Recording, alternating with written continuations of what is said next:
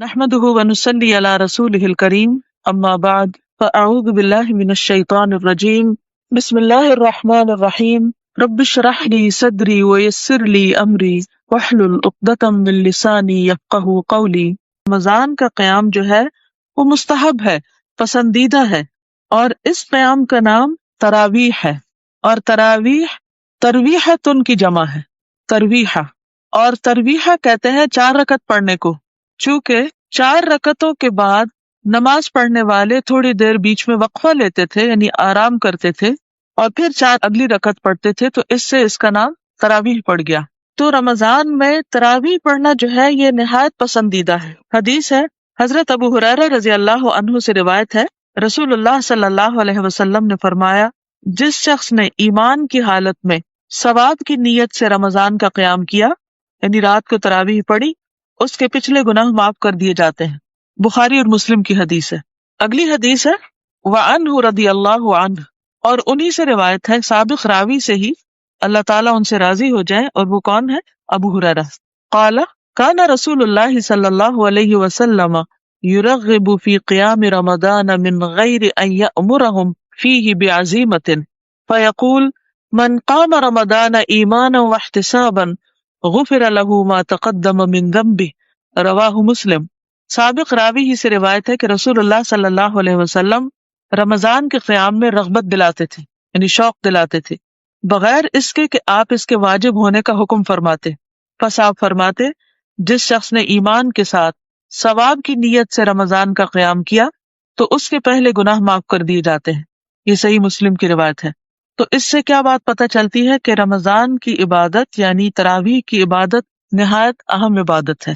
کیوں؟ اس لیے کہ نبی صلی اللہ علیہ وسلم نے اس کی تاکید کی ہے، اس پر شوق دلایا ہے، اس پر گناہوں کی معافی کا وعدہ کیا ہے۔ لیکن کون سے گناہ معاف ہوتے ہیں؟ صغیرہ۔ کبیرہ گناہ جو ہوتے ہیں ان پر باقاعدہ توبہ کرنی پڑتی ہے، اور اگر کسی کی حق تلفی کی ہو تو اس کا حق دینا پڑتا ہے۔ رمضان میں یہ جو قیام ہے رات کا، یہ حدیث اس کی دلیل ہے کہ رمضان میں قیام کرنا چاہیے۔ یہ نبی صلی اللہ علیہ وسلم کا فرمان ہے۔ جہاں تک آپ کا عمل ہے کہ کیا جس طریقے سے آج ہم تراویح پڑھ رہے ہیں، مسجدوں میں پڑھائی جاتی ہے یا لوگ گھروں میں اس کا اہتمام کرتے ہیں، تو کیا صحابہ کرام نے اس طرح کیا؟ کیا نبی صلی اللہ علیہ وسلم نے اس طرح کیا؟ کیا یہ سب کچھ مسجد نبوی میں بھی ہوتا تھا؟ کیا اس دور کے مسلمان رات کو اسی طرح ہر روز اتنی رکعتیں اکٹھے ہو کر نماز پڑھتے تھے؟ تو ایسا نہیں ہے۔ نبی صلی اللہ علیہ وسلم کے زمانے میں لوگ اپنے اپنے گھر میں نفل نماز رات کے کسی بھی حصے میں پڑھ لیتے تھے۔ آپ نے اس کا شوق دلا دیا۔ لیکن اس کے ساتھ ساتھ یہ بھی ہے کہ آپ نے یہ نفلی نماز 3 رات جماعت کے ساتھ بھی پڑھائی ہے، اور صحیح حدیث سے اس کی دلیل ملتی ہے۔ یعنی 3 رات صحابہ کو اکٹھا کر کے مسجد میں آپ نے اس جماعت کو کروایا، لیکن 4تھی رات کو جب بہت سے لوگ اکٹھے ہو گئے تو آپ صلی اللہ علیہ وسلم تشریف نہیں لائے اور آپ نے جماعت نہیں کرائی۔ کیوں؟ کیونکہ آپ کو یہ ڈر ہوا لوگوں کا ذوق شوق دیکھ کر کہ کہیں اس کی وجہ سے یہ نماز فرض نہ کر دی جائے یا لازم نہ کر دی جائے، اور جب کوئی چیز لازم کر دی جاتی ہے تو پھر اس کا نہ کرنے والا گناہگار ہوتا ہے۔ تو اس طرح نبی صلی اللہ علیہ وسلم کے عمل سے دلیل تو ملتی ہے کہ آپ نے ایسا کیا، کیونکہ عام طور پر تو لوگ اس میں بھی جھگڑتے ہیں نا کہ نفل نماز کی تو جماعت نہیں ہوتی لیکن تراویح کی تو جماعت ہوتی ہے۔ تو ہمارے پاس کیا دلیل ہے؟ یہ حدیث دلیل ہے جس سے یہ پتہ چلتا ہے کہ آپ نے 3 رات جماعت کرائی لیکن پھر چھوڑ دی۔ کیوں چھوڑی؟ تاکہ لوگوں پہ لازم نہ ہو جائے۔ اب سوال یہ پیدا ہوتا ہے کہ آپ نے خود کتنی رکعتیں پڑھائی تھی؟ آپ نے 8 رکعتیں پڑھائی تھی، آپ نے خود 20 نہیں پڑھائی تھی۔ اسی لیے ہم دیکھتے ہیں کہ تہجد کی نماز ہو یا تراویح کی نماز ہو، بنیادی طور پر 8 رکعتیں اور 3 وتر، تو کل 11 رکعتیں ہو جاتی ہیں۔ لیکن چونکہ نفل نماز ہے اس لیے صحابہ کرام سے 20، 36، 40 تک رکعتیں ثابت ہیں جو آپ صلی اللہ علیہ وسلم کے بعد پڑھتے رہے۔ اور ہو سکتا ہے کہ آپ صلی اللہ علیہ وسلم کے زمانے میں بھی چونکہ نفل عبادت سری عبادت ہوتی، سری کا مطلب ہے چھپی ہوئی عبادت ہوتی ہے، ہڈن عبادت ہوتی ہے، تو اپنے اپنے طور پر جس کا جتنا دل چاہے نفل پڑھ لیں۔ لیکن آپ صلی اللہ علیہ وسلم نے خود جماعت میں کیا پڑھایا یہ اہم ہے، اور وہ تھی 8 رکعتیں اور 3 وتر۔ تو اس لیے زیادہ بہتر یہ ہے کہ آپ کی اس سنت کو فالو کیا جائے۔ لیکن اگر کوئی شخص زیادہ نفل پڑھنا چاہتا ہے تو پڑھتا رہے۔ مثلا آپ دیکھتے ہیں کہ حرم میں لوگ ایک امام آتے ہیں 10 رکعتیں پڑھتے ہیں، دوسرے آتے پھر 10 پڑھتے ہیں، تو ٹھیک ہے نفل نماز ہے۔ اور آخری عشرے میں آپ نے دیکھا ہوگا کہ پھر صبح دوبارہ بھی پڑھاتے ہیں، ایک دفعہ 10 پڑھا کر پھر 10 پڑھا کر پھر 10 صبح میں مزید پڑھائی جا رہی ہوتی ہے، 8 یا 10، تو اس کو کوئی حرج نہیں، آپ ساری رات پڑھتے رہے۔ نفل نماز دل کی خوشی کی نماز ہے، تو اس میں باہم لڑائی جھگڑا نہیں کرنا چاہیے، فتنہ فساد نہیں کرنا چاہیے، ایک دوسرے کو غلط قرار نہیں دینا چاہیے کہ یہ حرام کام کر رہا ہے، یہ غلط کر رہا ہے، یہ کوتاہی کر رہا ہے، اور اس بنا پہ مسجدیں الگ کرنا اور ایک دوسرے کو برا بھلا کہنا اور ایک دوسرے کے لیے دل میں نفرت رکھنا انتہائی ناپسندیدہ چیز ہے۔ تو بات یہ ہے کہ آپ صلی اللہ علیہ وسلم سے 8 رکعتیں ثابت ہے، صحابہ اور تابعین نے بعد میں اپنے طریقے پر اس میں اضافہ بھی کیا، اور اس میں ہم دیکھتے ہیں کہ حضرت عمر رضی اللہ تعالیٰ عنہ نے اپنے دور خلافت میں باقاعدہ طور پر جماعت کے ساتھ نماز پڑھنے کا طریقہ شروع کیا، اور حضرت ابی بن کعب اور حضرت تمیم الداری کو حکم دیا کہ وہ لوگوں کو 11 رکعت تراویح وتر کے ساتھ پڑھا دیا کریں۔ یہ موطا امام مالک کی روایت میں آتا ہے۔ اچھا، بعض لوگوں کا خیال یہ ہے کہ یہ بدعت ہے، کیونکہ حضور صلی اللہ علیہ وسلم نے تو باقاعدہ مسجد میں روزانہ نہیں پڑھائی تھی۔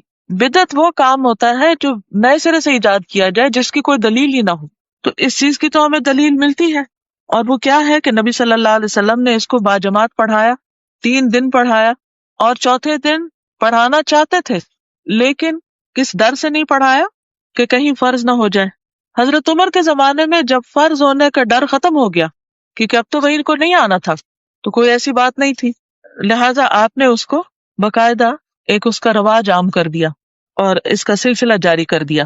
اب اس میں یہ ہے کہ نفل میں زیادہ افضل ٹائم تو سحری کا وقت ہوتا ہے، سو کے اٹھنے کے بعد کا وقت زیادہ افضل ہوتا ہے، لیکن چونکہ اس وقت سب لوگ اٹھ نہیں سکتے، ایک دفعہ سو جائے تو پھر کہاں اٹھیں۔ پھر یہ کہ اگر جماعت سے نہ پڑھے اور اکیلے اکیلے گھر میں پڑھے تو وہ بھی بہت مشکل ہو جاتا ہے۔ تو حضرت عمر کا یہ امت پر احسان ہے کہ انہوں نے باقاعدہ ایک سسٹم جاری کر دیا کہ 2 اماموں کو حکم دیا کہ وہ عشاء کی نماز کے بعد لوگوں کو یہ نوافل پڑھا کر وتر پڑھا کے گھر بھیجے، لیکن یہ نہیں تھا کہ اگر کوئی نہیں پڑھ سکتا یا نہیں پڑھ رہا تو اس کے اوپر کوئی حد جاری کی ہو یا انہیں کوئی سزا دی ہو یا انہیں برا بھلا کہا ہو۔ تو اس طریقے سے جب یہ سنت جاری ہو گئی تو لوگ جو نبی صلی اللہ علیہ وسلم کے زمانے میں بھی جوق در جوق اور شوق سے آ رہے تھے، وہ پھر ایک سلسلہ ایسا جاری ہوا جو آج تک قائم و دائم ہے، اور ہم دیکھتے ہیں کہ اس کی برکت کی وجہ سے رمضان میں مسجدیں آباد رہتی ہیں، اور الحمدللہ امت کی اکثریت اس طریقے کو فالو کرتی رہی، سوائے چند لوگوں کے جو اس بات پہ اٹک گئے کہ چونکہ حضور صلی اللہ علیہ وسلم نے سارا مہینہ نہیں پڑھی تو سارا مہینہ نہیں پڑھنی۔ ٹھیک ہے، اگر آپ بیمار ہیں یا آپ نہیں پڑھ سکتے تو وہ ایک اور بات ہے، لیکن چونکہ رمضان میں زکوٰۃ ادا کرنے والا جنتی ہے۔ حضرت ابو ہریرہ کہتے ہیں کہ ایک اعرابی نبی اکرم صلی اللہ علیہ وسلم کی خدمت میں حاضر ہوا اور عرض کیا، مجھے ایسا عمل بتائیے جسے کرنے سے میں جنت میں داخل ہو جاؤں۔ آپ نے فرمایا، اللہ تعالیٰ کی عبادت کرو، اس کے ساتھ کسی کو شریک نہ کرو، فرض نماز قائم کرو، فرض زکوٰۃ ادا کرو، اور رمضان المبارک کے روزے رکھو۔ اس نے کہا، اللہ کی قسم میں اس سے زیادہ کچھ نہ کروں گا۔ جب وہ آدمی واپس ہوا تو آپ نے فرمایا، جسے جنتی آدمی دیکھنا پسند ہو وہ اسے دیکھ لے۔ اسے بخاری نے روایت کیا ہے۔ تو اس سے کیا پتہ چلتا ہے کہ جو لوگ اپنے فرائض ادا کریں، اور اس موضوع کی مناسبت سے جو زکوٰۃ ادا کرنے والا ہے وہ اپنے اس فعل کی وجہ سے جنت میں جائے گا، جبکہ وہ باقی فرائض بھی ادا کرے۔ زکوٰۃ ادا کرنے والے کے ایمان کی گواہی رسول اللہ صلی اللہ علیہ وسلم نے دی ہے۔ حضرت ابو مالک اشعری سے روایت ہے کہ نبی اکرم صلی اللہ علیہ وسلم نے فرمایا، وضو اچھی طرح کرنا نصف ایمان ہے۔ کبھی ہم نے سوچا کہ یہ بھی ایمان کا حصہ ہے؟ جب ہم طہارت حاصل کر رہے ہوتے ہیں تو گویا ایک طرح سے اپنے ایمان کی بھی تجدید کر رہے ہوتے ہیں، اور الحمدللہ کہنا میزان کو نیکیوں سے بھر دیتا ہے۔ سبحان اللہ اور اللہ اکبر کہنا آسمان اور زمین کو نیکیوں سے بھر دیتے ہیں۔ کہیے الحمدللہ، سبحان اللہ، اللہ اکبر۔ جب ایسی کوئی حدیث سنا کریں، پڑھا کریں، فوراً ساتھ ہی عمل کر لیا کریں، کیونکہ پھر تو پتہ نہیں یاد کب تک رہتی کب تک نہیں، لیکن جس وقت سامنے آئی چیز اسی وقت اس کو کر گزرے۔ نماز قیامت کے دن روشنی ہوگی، سبحان اللہ، اور زکوٰۃ صاحب ایمان ہونے کی دلیل ہے۔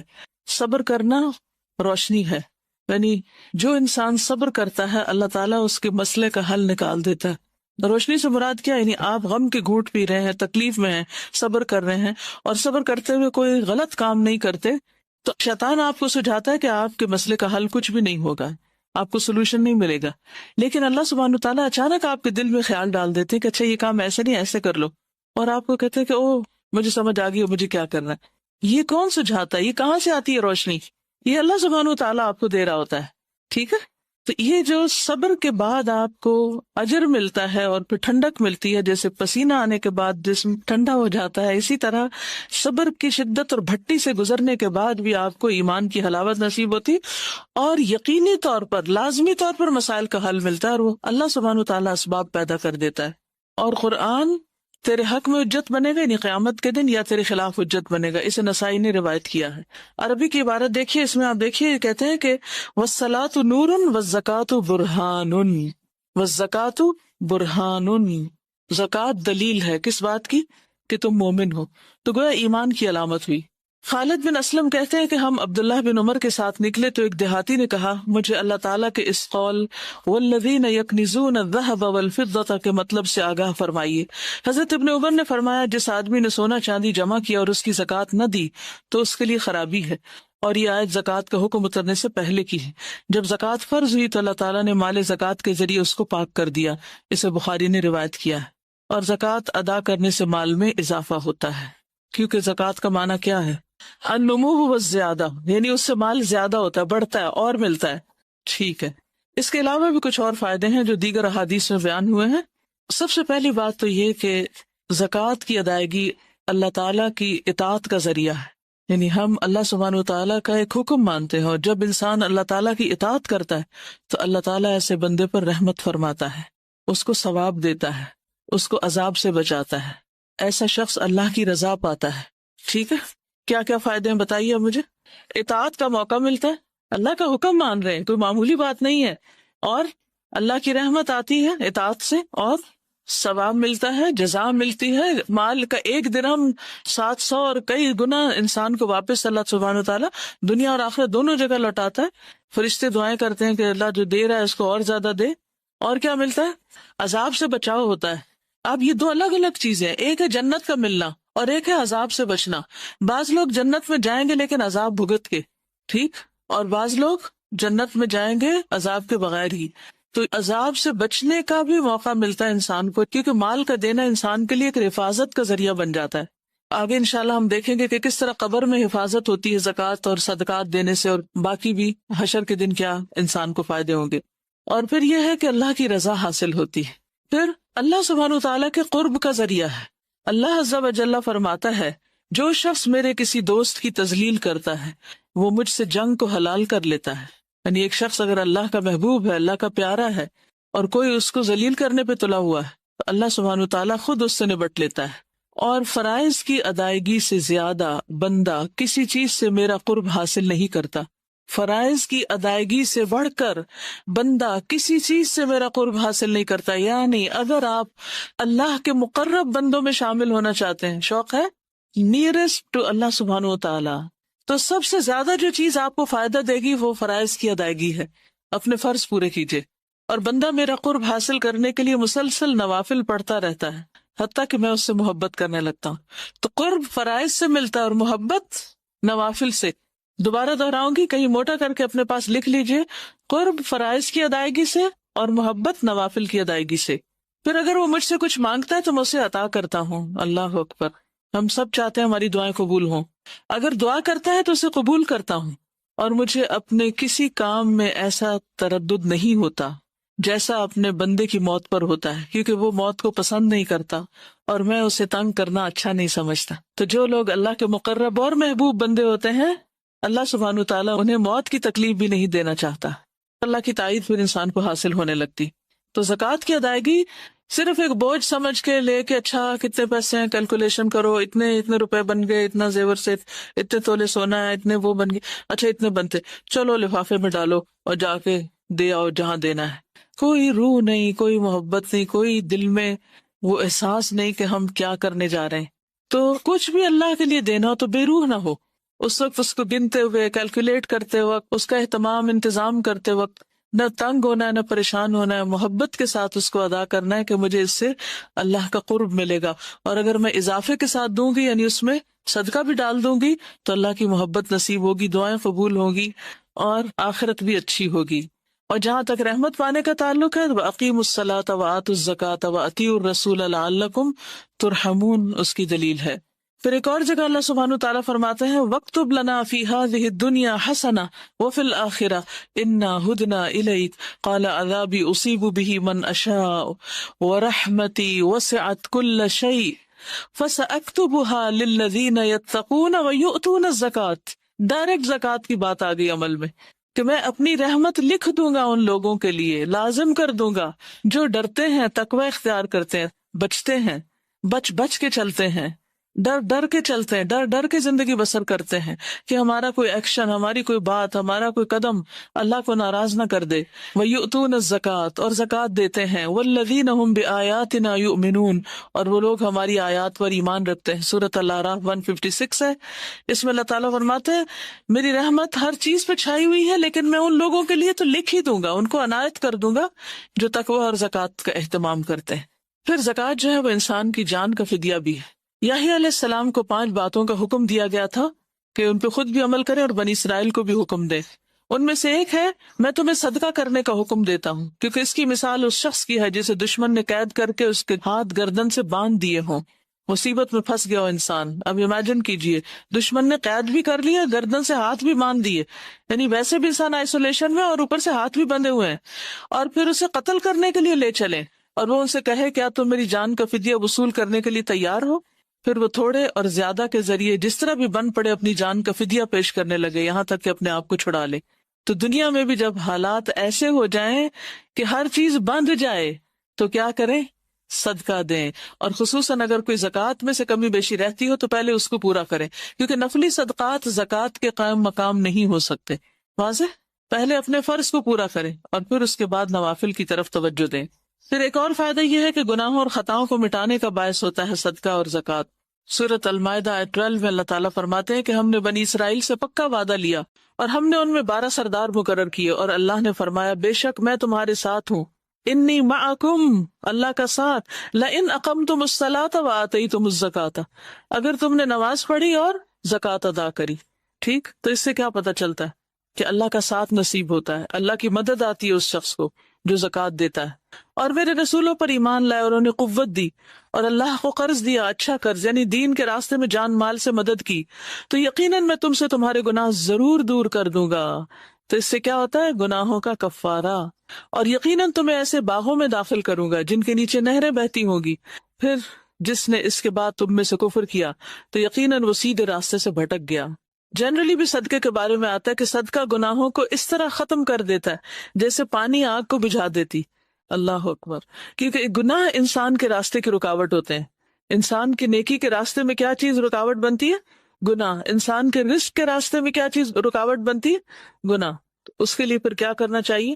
صدقہ کرنا چاہیے تاکہ رکاوٹیں دور ہو جائیں۔ ٹھیک ہے، سب اعمال میں افضل عمل صدقہ۔ اب میں صدقے کی کچھ حدیثیں بیچ میں اس لیے لا رہی ہوں کہ صدقات کی کتنی قسمیں؟ 2 قسمیں، ایک فرض اور ایک نفل۔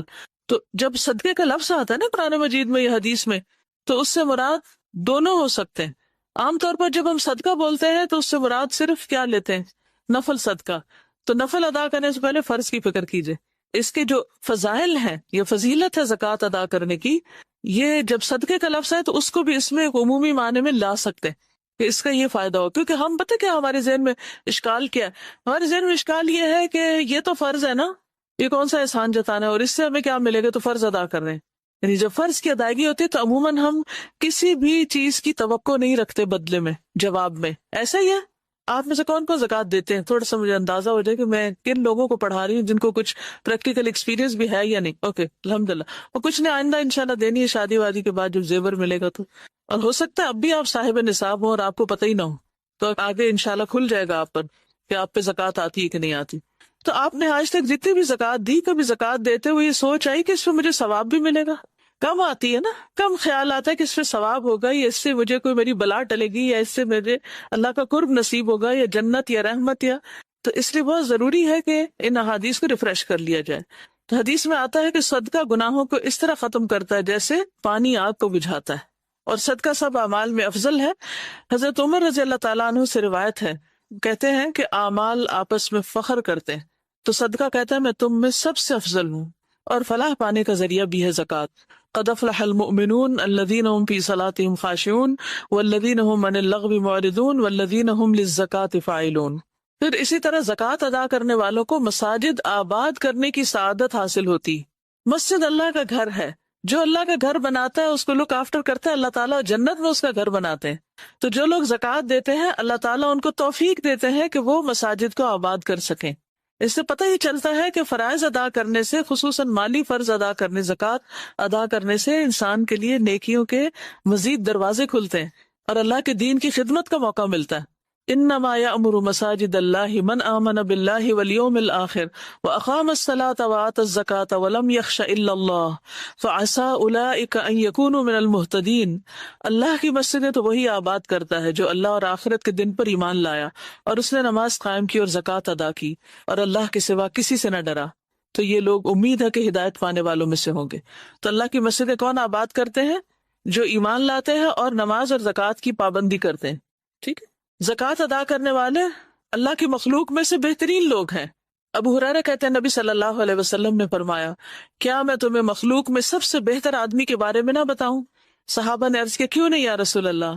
فرمایا وہ آدمی جو اپنے گھوڑے کی لگام پکڑے، اللہ عز و جل کی راہ میں نکل پڑا ہو اور جہاں ضرورت ہو وہ اس پر سوار ہو کر جائے.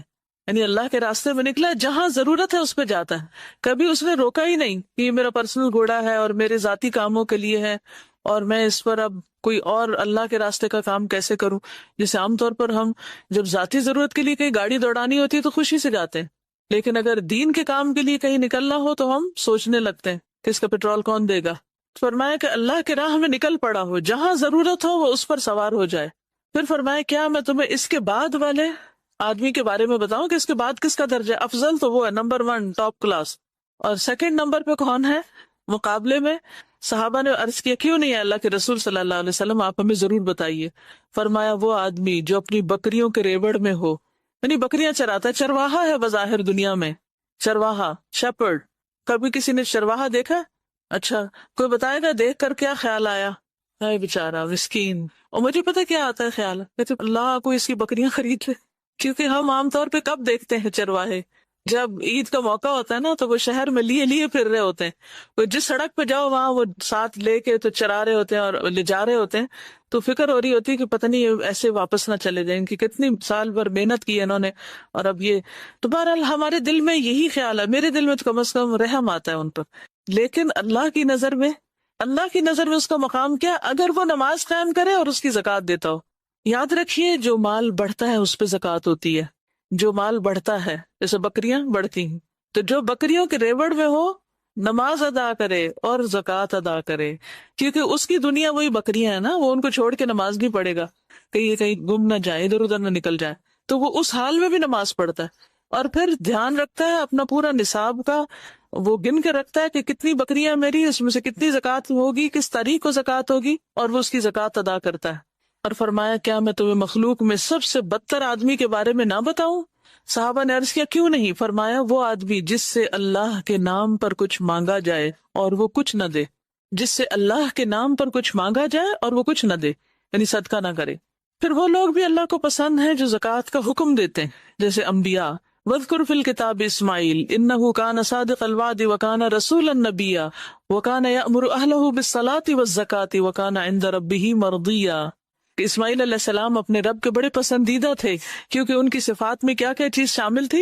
صادق الوعد، سچے تھے وعدے کے، اور صرف خود نہیں نماز اور زکوٰۃ ادا کرتے تھے بلکہ اپنے گھر والوں کو بھی حکم دیتے تھے. تو اگر آپ رب کا مرضیہ بننا چاہتی ہیں تو صرف نام رکھنے سے کافی نہیں ہوگا تو مرضیہ نام رکھ لیں اپنا، بلکہ کیا کرنا پڑے گا؟ خود ادا کرنے کے ساتھ ساتھ گھر والوں کو بھی بتانا پڑے گا. آپ کچھ شیئر کر رہے ہیں گھر جا کر کہ کچھ نہیں بتا رہے؟ گھر جا کر امی کو کیا بتایا؟ لائیو کلاس لے لیں. آپ نے خود کیوں نہیں بتایا؟ یہ بھی ایک نیکی کا کام ہے کہ آپ نے کسی کو راہ لگا دیا، لیکن خود بھی بتانا چاہیے. ٹھیک ہے، ایک ایک بات گھر جا کے ضرور شیئر کیا کریں، کم از کم چہرے والی بات ہی سب کو شیئر کر دیتے. الحمدللہ کہتی ہے کہ انہوں نے ایک بات بتائی تو ہسبینڈ کہتے ہیں سب کیوں نہیں بتاتی، اور بھی بتائیں. الحمدللہ بہت اچھی بات ہے.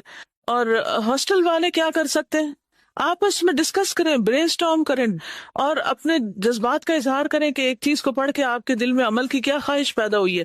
لیکن علمی گفتگو اور آپس میں ایک دوسرے سے تذکرہ، مذاکرہ، ڈسکشن علم کو پختہ کرنے کے لیے بہت ضروری ہے.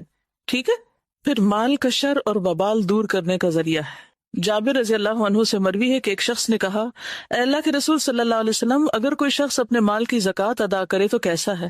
آپ نے فرمایا، جس نے اپنے مال کی زکوٰۃ ادا کی بس اس سے اس کے مال کی برائی جاتی رہے گی، یعنی اس کے مال کا شر دور ہو جائے گا، اس کا نقصان دور ہو جائے، یعنی اس کے اندر بھی خیر اور شر ہے نا. بعض اوقات اپنے ہی مال سے آپ ایسی چیز خرید بیٹھتے ہیں جو آپ ہی کے لیے وبال جان بن جاتی. مثلا ایک گاڑی خرید لیتے ہیں جس سے ایکسیڈنٹ ہو کے انسان کا انتقال ہی ہو جاتا ہے. اور یہ تو آپ نے پڑھا ہی کہ صدقات کو اللہ تعالیٰ بڑھاتا ہے، زکوٰۃ دینے سے مال بڑھتا ہے. یمحق اللہ الربا ویربی الصدقات. اور پھر سورۃ الروم کی 39 آیت جو بھی بتا رہی تھی کہ فاولئک هم المضعفون. اور پھر یہ وعدہ بھی سورۃ سبا 39 میں کیا گیا، وما انفقتم من شیء فهو یخلفہ وَهُوَ خَيْرُ الرَّازِقِينَ. اور تم جو بھی چیز خرچ کرتے ہو وہ اس کی جگہ اور دیتا ہے. فَهُوَ يُخْلِفُهُ. تم جو بھی چیز خرچ کرتے ہو وہ اس کی جگہ اور دیتا ہے. ایسا نہیں ہے کہ وہ تم سے لے لے اور پھر تمہیں دینا بھول جائے، وہ ضرور دیتا ہے، اور وہ سب رزق دینے والوں سے بہتر ہے. کوئی ماں باپ، کوئی بہن بھائی، دوست، عزیز، رشتہ دار، شوہر، کوئی بھی ایسا نہیں ہو سکتا کہ جو آپ کو اس طرح دے جو رب دیتا ہے. اور پھر صدقہ مال کو کم نہیں کرتا. ما نقصت صدقۃ من مال. اس میں برکت اور اضافہ ہو جاتا ہے، کیونکہ زکوٰۃ تو ہے ہی بڑھانے والی مال کو. حدیث قدسی میں آتا ہے کہ خرچ کرو تم پر خرچ کیا جائے گا، یا خرچ کرو میں تم پر خرچ کروں گا. رسول اللہ صلی اللہ علیہ وسلم نے فرمایا، صحیح مسلم کی روایت ہے، اللہ کا دایاں ہاتھ بھرا ہوا ہے اور رات دن کی فیاضی سے اس میں کوئی کمی واقع نہیں ہوتی. کیا تم نہیں دیکھتے کہ اس نے آسمان و زمین کے پیدا کرنے سے کتنی فیاضی کی ہے؟ جب سے آسمان و زمین پیدا ہوئے وہ خرچ کر رہا ہے، لیکن اس کے دائیں ہاتھ میں کوئی کمی واقع نہیں ہوتی، یعنی سب کچھ دے کے بھی کچھ نہیں ختم ہوتا. پھر اسی طرح اللہ سبحانہ وتعالیٰ کئی گنا بڑھا کے چیز واپس کرتے ہیں. ان المصدقین والمصدقات واقرضوا اللہ قرضا حسنا یضاعف لهم ولهم اجر کریم. بلا شبہ صدقہ کرنے والے مرد اور صدقہ کرنے والی عورتیں اور جنہوں نے اللہ کو اچھا قرض دیا انہیں کئی گنا زیادہ دیا جائے گا اور ان کے لیے باعزت اجر ہے. صدقہ اور زکوٰۃ کی دنیا میں بھی حیران کن اثرات نظر آتے ہیں. کیا آپ نے وہ کہانی سن رکھی ہے جس میں ایک آدمی جو جنگل میں چلا جا رہا تھا اور اس کے کانوں میں ایک آواز پڑی جو بادل سے آ رہی تھی کہ فلاں شخص کے باغ کو سیراب کرو؟ تو اس آواز پر وہ شخص بادل کی طرف چلا کہ بادل کدھر جا رہا ہے، تو ادھر ادھر موو ہونے لگا. دیکھا تو بادل ایک پتھر کے اوپر برسا ہے، ایک پتھریلی جگہ پہ برسا ہے، اور جب پانی برسا تو وہ پانی نالیوں کی شکل میں ایک کھالے کے شکل میں آ کے اکٹھا ہو گیا. اور پھر وہ اس پانی کے پیچھے جانے لگا تو وہ ایک خاص شخص کے کھیت تک جا رہا تھا. وہاں ایک شخص اپنے کھیت کو پانی لگا رہا تھا، تو اس نے اس کا نام پوچھا. اس نے جب اپنا نام بتایا تھا، یہ تو وہی نام ہے جو میں نے ابھی بادل میں سنا تھا. تو پھر اس نے پوچھا کہ تم میرا نام کیوں پوچھ رہے تھے؟ تو اس نے کہا کہ میں نے بادل میں آواز سنی کہ جس کا یہ پانی ہے اور اس میں تمہارا نام لے کر کہا گیا کہ فلاں آدمی کے باغ کو سیراب کر دو، یعنی بادل کو حکم ملا کہ یہ پانی فلاں کے باغ کے لیے ہے. اب تم بتاؤ تم کون سا ایسا عمل کرتے ہو جس کی وجہ سے تمہارے ساتھ یہ معاملہ کیا جا رہا ہے؟ اس نے کہا کہ اگر آپ اصرار کرتے ہیں تو میں آپ کو بتا دیتا ہوں، میں باغ کی پیداوار پر غور کرتا ہوں تو میں اس کے 3 حصے کرتا ہوں. 1/3 صدقہ کرتا ہوں، 1/3 دے دیتا ہوں، another 1/3 جو ہے اس کو اپنے گھر والوں کو کھلاتا ہوں، گھر والوں کی ضروریات پوری کرتا ہوں، اور باقی تیسرا حصہ یعنی ٹوٹل مال کے 3 حصے کر کے 1 صدقہ کر دیا، 1 گھر والوں کو دے دیا اور 1 واپس باغ میں ڈال دیتا ہوں. یعنی اس پر پھر مزید جو کچھ خرچ آتا ہے باغ کو سنوارنے میں وہ لگا دیتا ہوں. تو کتنی زبردست رسک مینجمنٹ تھی کہ اللہ نے دیا، اس میں اپنا حصہ حق بھی رکھا، گھر والوں کا رکھا، اور اس کے ساتھ ساتھ کیا کیا، غریبوں کو بھی یاد رکھا، صدقہ بھی کیا، اور پھر باغ کا بھی حق نہیں بھولا کہ جو دے رہا ہے اس کو بھی دیا جائے. پھر مال کا خرچ کرنا انسان کو سخی بناتا ہے. اب آپ کہیں گے یہ کیسے ہوتا؟ پتہ کیا ہے، انسان وہ کام بار بار کرنا چاہتا ہے اور کرنا چاہتا ہے جس کے کرنے سے اس کو مزہ آتا ہے. تو جب آپ اللہ کے راستے میں دیتے ہیں تو آپ کو خوشی ہوتی ہے، اس خوشی کا مزہ پھر لینا چاہتے ہیں، پھر آپ اور کرتے ہیں، پھر آپ اور کرتے ہیں. تو اس طرح نفس میں فراخی آتی چلی جاتی. ابو ہریرہ سے روایت ہے، انہوں نے نبی صلی اللہ علیہ وسلم کو یہ فرماتے ہوئے سنا کہ بخیل اور خرچ کرنے والے کی مثال ایسے دو لوگوں کی ہے جن کے بدن پر لوہے کے دو کرتے ہیں، ان کے سینے سے ہنسلی تک جیسے جیکٹ ہوتی ہے۔ جب خرچ کرنے والا خرچ کرتا ہے تو اس کے تمام جسم کو وہ کرتا چھپا لیتا ہے اور تمام جسم پر پھیل جاتا ہے، یعنی اس کی کنڈیاں کھلنے لگتی ہیں، وہ لمبا ہونا شروع ہو جاتا ہے اور اس کی انگلیاں اس میں چھپ جاتی ہیں، بازو بھی لمبے ہو جاتے ہیں، چلنے میں اس کے پاؤں کا نشان مٹ جاتا ہے، یعنی اس کے نیچے بھی لانگ ڈریس بن جاتا ہے۔ لیکن بخیل جب خرچ کرنے کا ارادہ کرتا ہے تو اس کا ہار ہلکا ایک دوسرے سے چمٹ جاتا ہے، تانگ ہونے لگتا ہے، اور پھر وہ اسے کھولنا چاہتا تو کھلتا نہیں اور وہ کچھ دے نہیں پاتا۔ تو یہ دو ڈفرنٹ پرسنالٹیز ہیں، ایک وہ جو دیتا ہے اور پھر دیتا چلا جاتا ہے اور کھلتا جاتا ہے، پھر فتنوں کا کفارہ ہو جاتا ہے۔ یعنی انسان کا وہ فتنہ جو اس کی بیوی، اولاد اور پڑوسی میں ہوتا ہے، نماز، صدقہ اور اچھی بات اس کے لیے کفارہ بن جاتی ہیں۔ یعنی ہم سے جو غلطیاں ہوتی رہتی ہیں انسانوں کے حق میں، پھر جب انسانوں کی ہی ہم مدد کرتے ہیں تو اللہ سبحانہ وتعالیٰ ہماری تکلیفوں کو دور کر دیتے ہیں۔ پھر اسی طرح زکوٰۃ انسان کے اعمال کی حفاظت بھی کرتی ہے، قبر میں مومن کی حفاظت کا ذریعہ ہے، قبر میں مومن کی حفاظت کا ذریعہ ہے۔ نبی صلی اللہ علیہ وسلم نے فرمایا، میت کو جب اس کی قبر میں رکھا جاتا ہے تو وہ ان کے پلٹ جانے کے وقت ان کے جوتوں کی آواز سنتا ہے، اگر وہ مومن ہوتا ہے تو نماز اس کے سرہانے آ جاتی ہے، سر کی طرف، روزہ اس کی دائیں طرف ہوتا ہے، رائٹ سائڈ پہ، زکوٰۃ اس کی بائیں طرف ہوتی، اور دیگر نیک کام، صدقہ، نماز، نیکی اور لوگوں سے اچھائی اس کے دونوں پاؤں کے پاس ہوتے ہیں، یعنی باقی اچھے اچھے کام سارے پاؤں کی طرف آ جاتے ہیں۔ پھر اس کے داہنے طرف سے آیا جاتا ہے، یعنی کوئی تکلیف آنے لگتی تو روزہ کہتا ہے میری طرف سے آنے کا کوئی راستہ نہیں، وہ بلاک کر دیتا ہے۔ پھر اس کے بائیں طرف سے آ جاتا ہے تو زکوٰۃ کہتی ہے میری طرف سے آنے کا راستہ نہیں، پھر اس کے دونوں پاؤں کی طرف سے آ جاتا ہے تو نیک اعمال، صدقہ، نماز، نیکی یعنی نوافل وغیرہ اور لوگوں سے اچھا سلوک کہتے ہیں کہ میری طرف سے آنے کا راستہ نہیں، اور اس طرح وہ انسان ہر طرح کی تکلیف سے پروٹیکٹڈ ہوتا ہے۔ تو دنیا میں بھی پروٹیکٹ کرتے ہیں انسان کو صدقہ، بری موت سے بچاتا ہے، بہت سی برائیوں سے بچا لیتا ہے، اور قبر میں بھی اس کی حفاظت کرتا ہے۔